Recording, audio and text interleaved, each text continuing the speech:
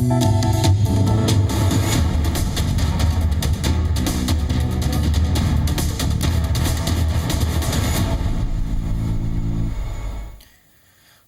जी media में आपका स्वागत है। मैं हूं दिनेश शर्मा, डायरेक्ट विद दिनेश में। इस बार मेरे साथ हैं आम आदमी पार्टी की महिला व विंग की अध्यक्ष पंजाब की प्रोफेसर बलजिंदर कौर, जो कि तलवंडी साबो से पहली बार विधायक भी बनी है आम आदमी पार्टी से। स्वागत है बलजिंदर कौर जी, आपका बहुत बहुत स्वागत है जी पंजाब हरियाणा हिमाचल में, जी मीडिया में। जी थैंक यू, सत श्री अकाल। मेरा आपसे सवाल है प्रोफेसर बलजिंदर कौर जी कि आम आदमी पार्टी को पंजाब की जनता ने सत्ता की चाबी तो नहीं दी, विपक्ष का अहम रोल दिया। क्या आम आदमी पार्टी 2.5 महीने में इस रोल को सही से अदा कर पाई है? बिल्कुल जी, आपने सही कहा कि इस बार पंजाब के लोगों ने हमें पहरेदार की जिम्मेवारी दी है, हमें ऑपोजिशन में बिठाया है और शुरू से लेके आज तक हमने लोगों को एक बात का भरोसा दिया है जी कि जब जब सरकार अच्छा काम करेगी पंजाब के लिए, पंजाब की बेटरमेंट के लिए गवर्नमेंट अच्छा काम करेगी तो हम गवर्नमेंट के साथ खड़े हैं। और जब भी मतलब सरकार अपने लोगों कि कहीं ऐसा कुछ करेगी कि पब्लिक का नुकसान होगा तो हम अपोजिशन में बैठे हैं और अपनी रिस्पॉन्सिबिलिटी को लेके आगे बढ़ेंगे। और करीब हमें 2.5 महीने हो गए मेरे ख्याल से, अभी तक एक ही बार सेशन जो विधानसभा का हुआ है, like it was about only 3-4 days जी। तो वहाँ पे कुछ ऐसा भी नहीं था कि हमें कोई बोलने, कोई बहस करने का टाइम दिया गया हो, गवर्नर एड्रेस में कोई डिस्कशन हुई हो, नथिंग एल्स। इवन दैट मैं ये कह सकती हूँ कि जितना हमें उस टाइम तक था कि जो अहम मुद्दे थे, कि जो इमरजेंसी पे खड़े थे, जिनकी बात हमें करनी बनती थी, वो लेके हमने संविधान सभा में वो उठाए, है ना। और आगे भी यही करने वाले हैं कि जितनी लोगों की आवाज़ है, चाहे वो गलियों की, मोहल्लों की, जितनी घर घर की आवाज़ है, उसको हम डेफिनेटली विधानसभा तक लेके जाएंगे। अब तक की जिम्मेवारी मुझे इतना मालूम है कि हम लोगों के लिए जो पहरेदार बन के खड़े हैं उसको बखूब निभा रहे हैं। जी, तो आपने पहरेदार की जिम्मेवारी, बाकी इसके जजमेंट बेटर तरीके से पब्लिक करती है ना। जी, तो आपकी जो बात है हम इसीलिए पब्लिक तक ले जा रहे हैं कि आप जो बात कह रहे हैं क्या पब्लिक जो है, पंजाब की जनता जो है उससे सहमत है कि नहीं। हम एक ये कहा जाए कि एक जरिया है, एक माध्यम है आपकी बात जनता तक ले जाने के लिए, उनको बताने के लिए जो आप बात रख रहे हैं, या जो आम आदमी पार्टी ने एक रोल अदा किया, जैसे आपने कहा पहरेदार का, क्या पहरेदार का रोल आपने सही से अदा किया? जो सरकार है, नई सरकार जो पंजाब में आई, उसने सही से 2.5 महीने में काम किया? देखो, 2.5 महीने से सरकार को बने हुए हो गए। सरकार ने ये बोला था कि भाई 1 महीने विदिन 1 मंथ की हम घर घर पे नौकरी पहुंचा देंगे, विदिन 1 मंथ की हम किसानों का जो कर्जा है उसको माफ कर देंगे। विदिन 1 मंथ का टारगेट लेके सरकार ने बहुत बड़े सारे प्रॉमिसेस जो पंजाब के लोगों के साथ किए थे कि हम पंजाब का नशा बंद कर देंगे, हम यहाँ पे एजुकेशन में सुधार लेके आएंगे, बड़ा कुछ बोला था। और ये भी बोला था कि हमारी सबसे बड़ी बात की हमारी सरकार का जो काम होगा वो एक लाइक ट्रांसपेरेंट तरीके से होगा। बट बड़ी दुख की बात है कि अभी इतना बड़ा जो स्कैंडल है राणा गुरजीत का वो सामने आया, और अपोजिशन में बैठे हुए अपनी जिम्मेवारी को बखूब निभाते हुए जितना रोल हम अदा कर सकते, मतलब वो हम अदा कर रहे हैं जी। और टाइम टू टाइम जैसे इन्होंने बोला कि हम कर्जा माफ कर देंगे किसानों का, पर मेरा ये भी बिल्कुल सही बोला आपने कि एक मीडिया एक जरिया है कि जो हमारी बात है वो लोगों तक पहुंचती है और लोगों की बात हमारे तक पहुंचती है। पर ये भी मैं पूछना चाहती हूँ कि 1 महीने में, 1 महीने छोड़ो, अब 2.5 महीने हो गए, 2.5 महीने में कितना लोगों के कर्जे माफ हो गए या फिर कितना गवर्नमेंट उन पे पूरा उतर पाई है। और इन्होंने सबसे बड़ी बात तो लॉ एंड ऑर्डर की आ जाती है कि लॉ एंड ऑर्डर तो ऐसी चीज़ है कि गवर्नमेंट को ना तो इसके लिए कोई स्ट्रैटेजी बनाने की ज़रूरत है, ना इसके लिए कोई प्लानिंग करने की ज़रूरत है। लॉ एंड ऑर्डर तो विद इन गवर्नमेंट बनने के 2-3 डेज में ये तो सब लागू हो जाता है। पर सबसे बड़ी बात और दुख की बात ये है कि जो गवर्नमेंट बोलती थी ना कि हम पंजाब की बेटरमेंट के लिए काम करेंगे, या सबसे दिक्कत की लॉ एंड ऑर्डर में बुरी तरह से वो पिट चुकी है, बुरी तरह से वो फेल हो चुकी है। प्रोफेसर कौर, कैप्टन अमरिंदर कहते हैं कि उनका ये जो टर्म है वो चाहते हैं कि इसमें पंजाब का अच्छा करे, पंजाब की भलाई करे। उनका कोई अपना सेल्फिश, ये कहा जाए कि सेल्फ मोटिव नहीं है। पंजाब के लोगों की भलाई करना चाहते हैं, पंजाब के लोगों का अच्छा करना चाहते हैं। फिर आपको ऐसा क्यों लगता है कि पंजाब के कैप्टन जो है, कैप्टन अमरिंदर सिंह, पंजाब के मुख्यमंत्री, वो ऐसा नहीं करना चाहते? नहीं, खाली कैप्टन साहब नहीं चाहते। मैं कह रही हूँ कि हम अपोजिशन में बैठे हैं, वो अच्छा परफॉर्म कर रहे हैं, तो हम भी चाहते हैं वो अच्छा परफॉर्म करें। पूरी दुनिया चाहती है, पूरी लोग चाहते हैं कि वो अच्छा परफॉर्म करें। पर मुझे इस बात का दुख है, जैसे आपने बोला कि मैं क्यों बोल रही हूँ या ऐसा क्यों बोल रही हूँ। पिछले दिनों में भी मैंने बड़ी कॉन्फ्रेंसेस रखी, इवन बठिंडा में रखी है ना, अपने एरिया तलवंडी साबो में रखी। तो उसमें कैप्टन साहब की एक बड़ी स्टेटमेंट आती थी कि हमारा कोई भी विधायक, हमारा कोई भी मंत्री, हमारा कोई भी हारा हुआ कैंडिडेट कभी अपने आप को हल्का इंचार्ज शो नहीं करेगा, कोई हल्का इंचार्ज नहीं होगा, कोई उद्घाटन नहीं करेगा, कोई किसी चीज का नींव पत्थर नहीं रखेगा। तो बड़े दुख की बात है, मैंने पिछले दिनों में मीडिया के जरिए प्रेस कॉन्फ्रेंस करी, मैंने वो सब लोगों को सामने रखा कि कैसे ये गुंडागर्दी चल रही है, कैसे इनके हारे हुए कैंडिडेट ये बोलते हैं कि हम तो कैप्टन साहब से 55 लाख की ग्रांट लेके आ रहे हैं। एक साइड तो कह रहे हैं कि भाई हमारे पास इतने भी पैसे नहीं हैं कि हम बुजुर्गों की पेंशन बढ़ा सके।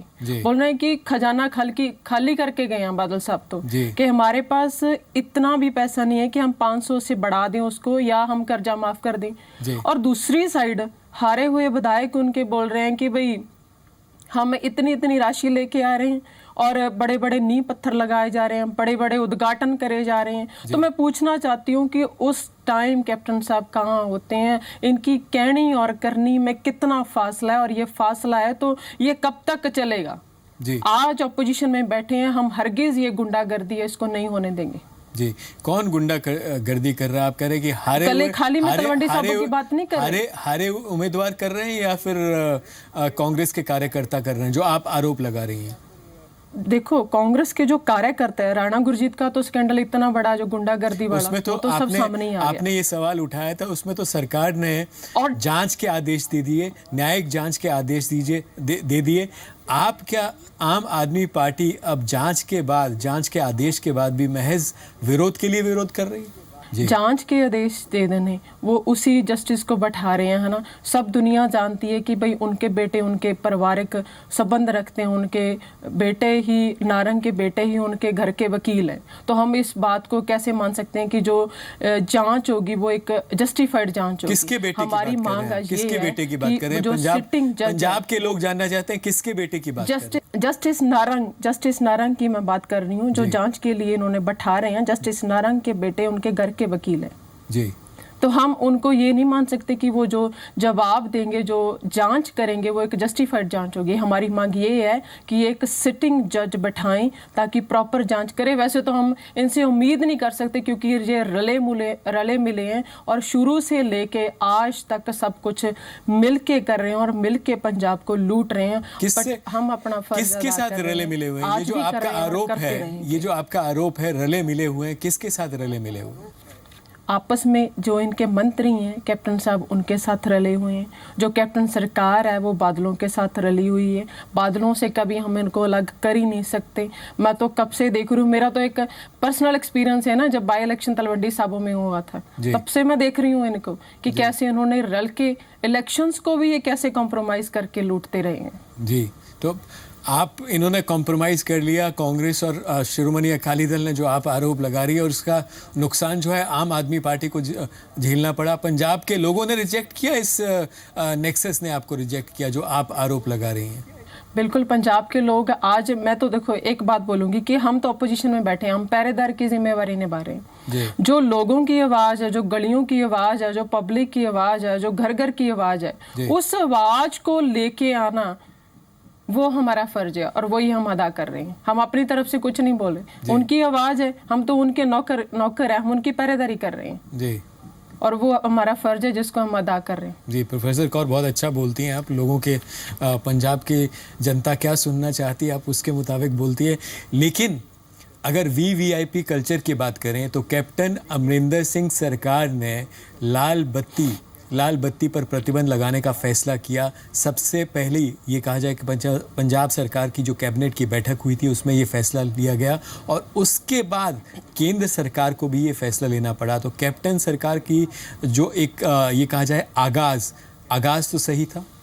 मैंने पहले बोला कि जो काम कैप्टन सरकार अच्छा करेगी हम उसके लिए कैप्टन सरकार को बधाई देंगे और बधाई दी भी है। सबसे पहले बधाई दी थी आम आदमी पार्टी ने कि आपने अच्छी शुरुआत की, आपने वीआईपी कल्चर बंद कर दिया।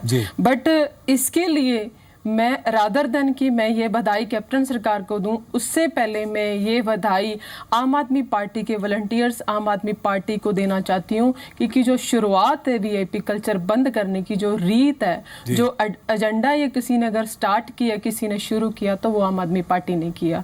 और कैप्टन सरकार तो इतना मजबूर हो गई थी कि भाई पंजाब में अगर उनको जाना है, पंजाब में अगर लोगों के साथ में विचरना है तो सबसे बड़ी बात है कि आम आदमी पार्टी की कुछ नीतियां उनको लेके मतलब आगे जाना पड़ेगा। आप आम आदमी पार्टी को श्रेय दे रहे हैं। यहाँ तक कैप्टन सरकार को बधाई दी, पर उससे पहले आम आदमी पार्टी को जी आम आदमी पार्टी को आप श्रेय दे रही हैं। दिल्ली में क्या ये आम आदमी पार्टी ने इनिशिएटिव लिया था क्या? आपके जो दिल्ली के मुख्यमंत्री हैं, संयोजक हैं, उन्होंने क्यों नहीं ये इनिशिएटिव लिया वीवीआईपी कल्चर को या लाल बत्ती को ख़त्म करने का? सरकार में आने के बाद, सरकार में आने से पहले तो बड़ी बातें हुई कि ये घर नहीं लेंगे, सुरक्षा नहीं लेंगे, सुरक्षा भी ली, गाड़ी भी ली, घर भी लिया। तो ये सिर्फ महज बातें थी, महज लोगों के सामने चुनाव जीतने के लिए? बिल्कुल नहीं। शुरुआत आम आदमी पार्टी ने करी है इस बात की, लाल बत्तियों के वीआईपी कल्चर बंद करने की। ये नहीं कह सकते कि उन्होंने नहीं करी। आज अगर ये एजेंडा आया है तो इसकी शुरुआत है जो आम आदमी पार्टी से है। इसका बीज अगर किसी ने दिया है तो आम आदमी पार्टी ने दिया है इसका बीज को। लेकिन और कैसे कह सकते हैं कि ये लेकिन मनप्रीत बादल कहते हैं कि आम आदमी पार्टी ने भी अगर किसी का एजेंडा चोरी किया तो जब वो पंजाब पीपल्स पार्टी में थे, जब उनकी ये पार्टी थी, उसके वो अध्यक्ष थे, उनका जो मैनिफेस्टो था पिछले चुनाव में, उससे आम आदमी पार्टी ने ये उनकी बातें जो हैं, उनका एजेंडा जो है चुराया। अगर मनप्रीत ऐसा बोल रहे हैं कि भी उनका एजेंडा चुराया तो फिर उनकी पीपल्स पार्टी क्यों खिलर गई? फिर वो पंजाब में आई क्यों नहीं? वो तो कुछ कर ही नहीं पाई पंजाब में, फिर कैसे कह सकते हैं कि उनका एजेंडा है? अगर उनके एजेंडे होते तो आज आम आदमी पार्टी की जगह पीपल्स पार्टी खड़ी होती। हम लोगों को तो आने की जरूरत ही नहीं थी, हमारे लिए तो जगह ही नहीं थी जी। अगर लोगों ने पीपल्स पार्टी को नकार के आम आदमी पार्टी को एक्सेप्ट किया तो इट मीन समथिंग। जी, आपको एक्सेप्ट किया पंजाब के लोगों ने, आप कह रही हैं? 101% किया है। आपकी उम्मीद तो सत्ता की थी, लेकिन आपको लोगों ने सत्ता की चाबी नहीं दी, जैसा मैंने पहले भी कहा। तो आपको एक्सेप्ट कहाँ किया, आपको रिजेक्ट किया सत्ता में आने से? आम आदमी पार्टी इस राजनीति को चेंज करने के लिए आई थी जी, ना कि सिर्फ सत्ता हासिल करने के लिए। इस सिस्टम को चेंज करने के लिए आम आदमी पार्टी आई। तो मैं ये कह सकती हूँ कि पहली बार हुआ है दुनिया के इतिहास में कोई 3 साल पुरानी पार्टी और मतलब 20 से 22 सीटें लेके जा रही है। और सबसे बड़ी बात ऐसा ईमानदारी का इलेक्शन हुआ, ना तो किसी ने नशा बांटा, ना किसी ने पैसे बांटे, ना किसी ने शराब बांटी। और वरना ऐसा पंजाब का कभी इलेक्शन ही नहीं हुआ कि कोई सीट कभी किसी ने बिना किसी नशे के जीती हो, बिना किसी शराब के जीती हो। अपने आप में इतिहास है। और जो पार्टी कह रही थी कि हम 25 साल राज करेंगे, है ना, 100 साल पुरानी पार्टी अकाली दल पार्टी को आज अपोजिशन से खत्म कर दिया, ये पंजाब के लोगों ने एक्सेप्ट नहीं किया तो और क्या किया है। और सबसे बड़ी बात आज के दिन के लिए मैं बोलूं अगर तो आज आम आदमी पार्टी का हर वॉलंटियर वेट कर रहा है, just waiting for the green signal कि हमारे लिए क्या डायरेक्शन है, फ्यूचर क्या है, कि हमारे लिए क्या नेक्स्ट स्ट्रेटेजी है, हमें आगे क्या करना है। बड़ी तो आप कह रही हैं कि अभी तक आम आदमी का जो वॉलंटियर है उसको ये नहीं मालूम कि उनकी आगे की उनकी स्ट्रेटेजी क्या है। आम आदमी पार्टी के वॉलंटियर्स को ये मालूम ही नहीं है अभी। ऐसा नहीं है कि उनको मालूम नहीं है, वो एक दिल से ईमानदारी से पार्टी से जुड़े हुए हैं। आखिरकार अगर होंद है किसी की, अगर आज बलजिंदर कौर की भी होंद है तो वो पार्टी की वजह से है ना, डायरेक्शन तो पार्टी से आएगी। जी, आप कह रही हैं कि बड़ी ईमानदारी के साथ जो है आम आदमी पार्टी ने पंजाब में जो है चुनाव लड़ा 2017 का दंगल जो है बड़ी ईमानदारी के साथ लड़ा, बड़ी ईमानदारी के साथ आपके जो संयोजक थे आम आदमी पार्टी के सरदार सुच्चा सिंह छोटेपुर, उनको भी बड़ी ईमानदारी के साथ बाहर का रास्ता दिखा दिया गया। वो स्टिंग की जो बात हुई वो बड़ी ईमानदारी से उसको अभी तक जो है छुपा के रखा हुआ है, बताया नहीं गया। आपके जो संयोजक थे गुरप्रीत घुग्गी जी, वो भी बड़ी ईमानदारी के साथ जो है पार्टी छोड़कर चले गए। इतनी ईमानदारी आम आदमी पार्टी में पंजाब में। देखो, यहाँ तक बात कर रहे हो आप छोटेपुर जी कि वो सब ऊपर लीडरशिप का, सेंट्रल लीडरशिप का फैसला है। जैसे वो देखेंगे कि उनको क्या करना था और आगे क्या मतलब उनका है। और जहाँ तक गुरप्रीत घुग्गी जी की बात है, वो मतलब जिनका भी आप नाम ले रहे हो, मैं इनकी रिस्पेक्ट करती हूँ कि बड़े मेरे सत्कार जोग हैं, चाहे वो छोटेपुर जी हैं, चाहे वो गुरप्रीत घुग्गी जी हैं, है ना। गुरप्रीत घुग्गी जी आर्टिस्ट रहे हैं, बड़े मतलब इमोशनल होते हैं हमेशा ही आर्टिस्ट। अगर वो पार्टी में आए तो पार्टी ने उन्होंने मतलब मैं ये कह सकती हूँ कि बड़ा सत्कार दिया, क्योंकि थोड़े महीने पहले और पार्टी का प्रधान बना दिया, एक अच्छी जिम्मेवारी दी, है ना। पार्टी ने उनको मान सम्मान दिया, पर वो पार्टी से गए इस बात के लिए, वो उनकी अपनी खुद की मर्जी है ना। उन्होंने क्या रास्ता चुना, वो आगे काम करना चाहते हैं या नहीं करना चाहते, वो अपनी मर्जी से गया, उनका अपना इंडिविजुअल फैसला है। तो अगर कोई पार्टी में नहीं रहना चाहता, अपना काम करना चाहता है, तो हम उस पर्सनल राय पे हम कोई कमेंट नहीं ना कर सकते। बिल्कुल बिल्कुल।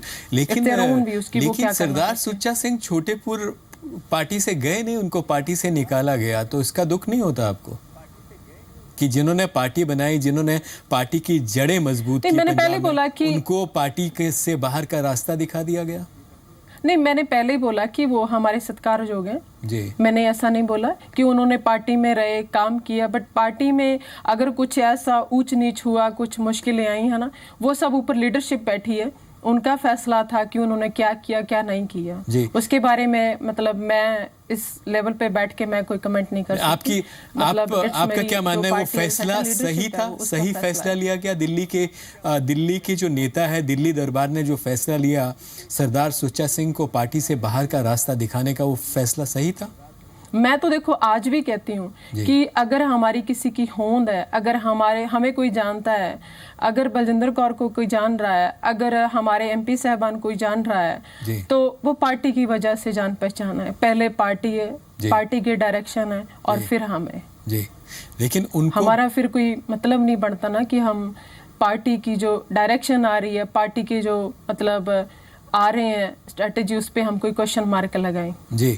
लेकिन उनको पार्टी हम से तो बहुत छोटे हैं, पार्टी बड़ी है जी प्रोफेसर कौर। लेकिन उनको पार्टी से बाहर निकालने का नुकसान हुआ पार्टी को? आपको क्या लगता है, नुकसान हुआ कि नहीं हुआ?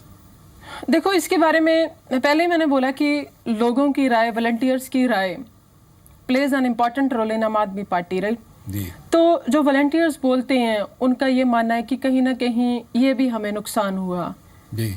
तो ये आवाज लोगों की आवाज है ना। बाकी हम अभी इसके बारे में देख रहे हैं, सोच रहे हैं कि क्या हुआ ऐसा, या क्या कमियां रही, या क्या क्या प्रॉब्लम्स रही। हम बैठे हैं अभी इसके बारे में डिटेल कर रहे हैं जी।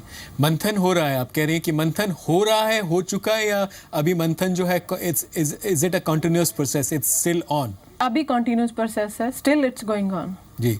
आपको क्या लगता है क्या वजह रही जो आम आदमी पार्टी की ये कहा जाए कि जो सत्ता में आने की जो एक सपना था, मंशा थी, वो अधूरी रह गई? क्यों पंजाब के लोगों ने आम आदमी पार्टी को रिजेक्ट कर दिया सत्ता में आने से? वैसे तो आपने अभी बोला कि आम आदमी पार्टी को रिजेक्ट कर दिया, पर इसके दो एस्पेक्ट हैं जी। अगर हम पॉजिटिव एस्पेक्ट इसका देखने चल जाएं तो पहली बार हुआ है कि कोई 3 साल पुरानी पार्टी, है ना, अपने आप में एक रिकॉर्ड कायम कर देती है पंजाब में जी, जी, और ये इसका पॉजिटिव एस्पेक्ट है, वरना ऐसा कभी हुआ ही नहीं इतिहास में। हम कह ही नहीं सकते कि पंजाब के लोगों ने आम आदमी पार्टी को नकारा है। अगर फिर भी हम इसका सेकंड एस्पेक्ट देखें कि अगर पंजाब के लोगों ने कम जगह दी कि जितना सब सोच के चल रहे थे कि हम सत्ता में आएंगे या फिर हम सरकार बनाएंगे, और अगर उस लेवल पे नहीं पहुंच पाए, तो मेरा ये मानना है कि कहीं ना कहीं कि एक पार्टी जो अभी 3 साल पुरानी पार्टी है, जिसमें सब कैंडिडेट्स आ रहे हैं, सब लोग आ रहे हैं, वो बिल्कुल नए हैं जी।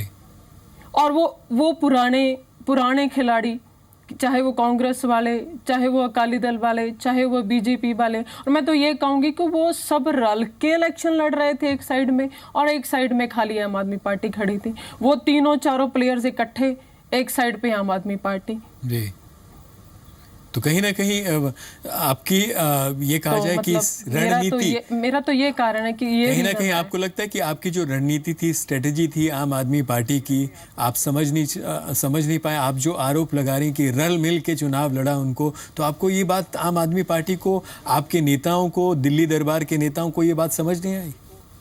नहीं, मेरी बात सुनो, रल के चुनाव मीन्स कि उन्होंने इतना पैसा बांटा, पिछले सालों का लूटा हुआ पैसा इतना बांटा, और उन्होंने इतना नशा, इतनी शराब, मतलब इतनी गुंडागर्दी करी। लेकिन चुनाव तो शांतिपूर्वक हुआ। चुनाव आयोग तो ने चुनाव आयोग ने जो चुनाव कराया उसमें तो कहीं ये नहीं आया कि वहां पर हिंसा हुई, वहां पर शराब बांटी गई। चुनाव आयोग ने तो कहा कि फ्री एंड फेयर इलेक्शन हुआ पंजाब में। देखो, ये बात तो जो ग्राउंड पे विचर रहा है, जो प्रैक्टिकल रूप में विचर रहा है ना जी, उसको पता है ना जी। क्योंकि अब मैं अपनी बात करूं तलवंडी साबो में, तो आप लोगों ने शिकायत क्यों नहीं दर्ज की पुलिस थानों में? उस वक्त शिकायत क्यों नहीं दर्ज की गई आपकी तरफ से, आपकी पार्टी की तरफ से, आपकी तरफ से, तलवंडी साबो की अगर बात करें? उस टाइम इलेक्शन का दौर ऐसा दौर होता है कि अगर मैं आपको बताना चाहती हूँ कि बाई इलेक्शन की अगर मैं बात करूँ तो तलवंडी साबो, और उस टाइम 2 सीट्स पे इलेक्शन हो रहा था, एक तलवंडी साबो पे, एक पटियाला पे। तो सबसे बड़ी बात उस इलेक्शन की ये रही थी कि भाई कॉम्प्रोमाइज चल रहा था कि कैप्टन साहब कभी भी तलवंडी साबो नहीं आए उस चुनाव में। 2014 की बात कर रही हूँ मैं। जी, जी। और बादल साहब कभी पटियाला सीट पे नहीं आए जी।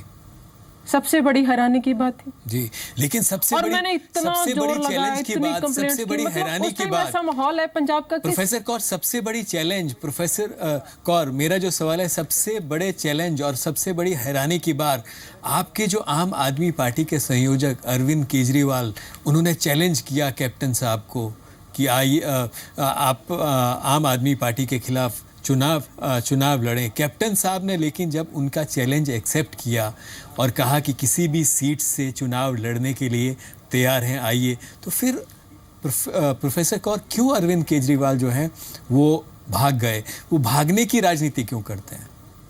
नहीं कैप्टन, मेरी एक बात सुन लीजिए। हम पंजाब के लोग जो हम यहाँ पे चुनाव लड़ रहे हैं, वो हमारे मुख्यमंत्री हैं दिल्ली के, वो हमारे नेशनल लीडर हैं, वो क्यों लड़ेंगे? उन्होंने अपने लिए नहीं बोला, उन्होंने हमारे लिए बोला कि हमारी पार्टी के जो हमारे पंजाब के लोग हैं उनके साथ चुनाव लड़िए। जी, तो सपना तो उनका दिल्ली का मुख्यमंत्री के बाद पंजाब का मुख्यमंत्री बनना था। तो अगर पंजाब का मुख्यमंत्री बनना था तो पंजाब के लोगों के बीच चुनाव लड़ना भी जरूरी था। बिल्कुल भी ये बात बिल्कुल नहीं है, ये बात बिल्कुल गलत बात है। ना तो अरविंद जी का ऐसा सपना था और ना ही वो ऐसे सपने लेते हैं कि उनको पंजाब का मुख्यमंत्री बनना है। अरे वो हमारे नेशनल लीडर है। जी, तो नेशनल लीडर है, लेकिन पंजाब की जनता से अरविंद केजरीवाल जी को प्यार है, आप कह रहे हैं कि इसलिए वो पंजाब के लोगों के बीच गए। पंजाब का ये कहा जाए कि आम आदमी पार्टी जो है पंजाब के में जब चुनाव लड़ा तो बढ़ चढ़कर जो है उन्होंने वहाँ पर प्रचार किया, क्योंकि वो लोग वहाँ पंजाब की जनता से प्यार करते हैं। आपका यही मानना है?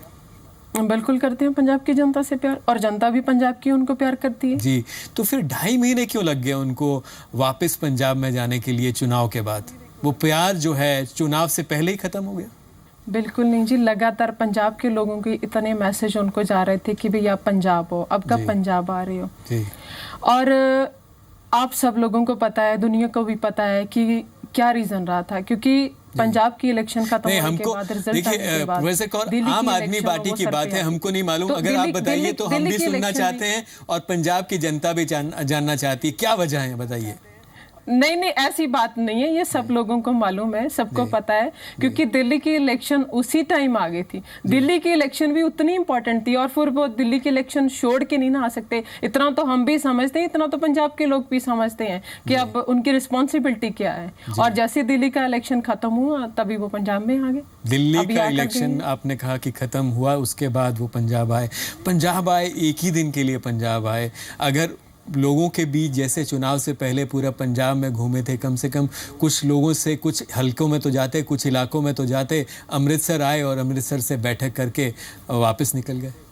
नहीं, ये नहीं कह सकते। अमृतसर हमारा वो स्थान है, यहाँ से पूरे पंजाब की शुरुआत होती है। जी और अमृतसर आए, दरबार साहब आए, जी मतलब वो उन्होंने गुरु महाराज का शुक्राना किया। जी सबसे बड़ी बात, श्री गुरु अर्जन देव जी के शहीदी दिवस पर आए। जी और बस एक ही दिन का प्रोग्राम मलिका था। जैसे वॉलंटियर्स का मानना था कि हमें एक जगह इकट्ठे कर लें, जी। हमें मिलके बस अपनी बात बोल के वो निकल जाएं, बस इतना प्रोग्राम था। पंजाब के लोगों का, but ऐसी पंजाब बात के नहीं, लोगों आगे का तो बढ़ेगा, जैसे धन्यवाद जैसे नहीं सब किया लोग उन्होंने, बोलेंगे। शुक्रिया नहीं अदा नहीं किया कि जो आपको सत्ता की चाबी नहीं बल्कि एक पहरेदार की चाबी दी पंजाब के लोगों ने।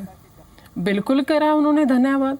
उस टाइम अगर आए पंजाब में, सबसे बड़ी बात तो गुरु महाराज का शुक्राना करना जी जी अपने आप में कोई मतलब है ना। जी जी